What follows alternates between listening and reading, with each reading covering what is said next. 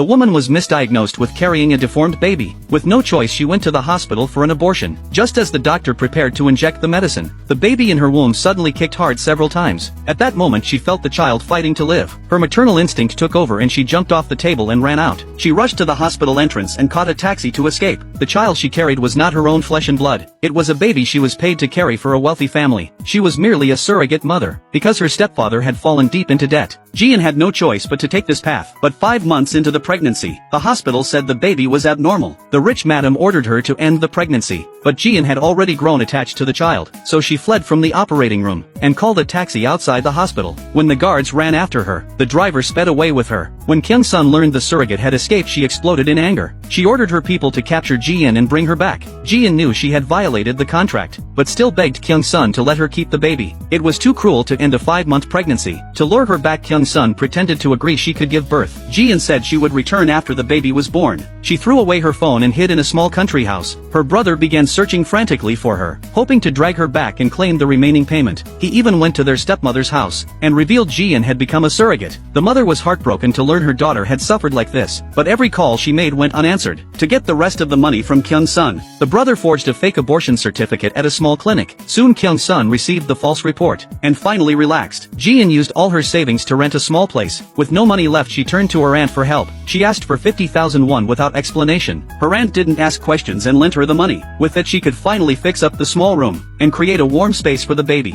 Her first task after settling down was to find work. Fortunately, a kind employer gave her a home-based job, so she could earn money while pregnant. When payday arrived, she saw her balance increase, and hope returned to her life. She suddenly thought of her mother, who was still in hiding. They hadn't seen each other for more than 6 months, so she called her mother's workplace, only to learn that her mother was hospitalized. Jian rushed to the hospital. Seeing her daughter's pregnant belly, the mother broke down in tears, blaming herself for forcing her child into this situation. Jian stayed and cared for her mother for several days, until she was discharged and ready to leave. But suddenly her water broke. Her terrified mother called for a car to take her to the hospital, but the hospital was too far and Jian couldn't hold on. Desperate, her mother borrowed scissors and hot water to deliver the baby herself. With their combined effort, Jian gave birth to a healthy baby boy.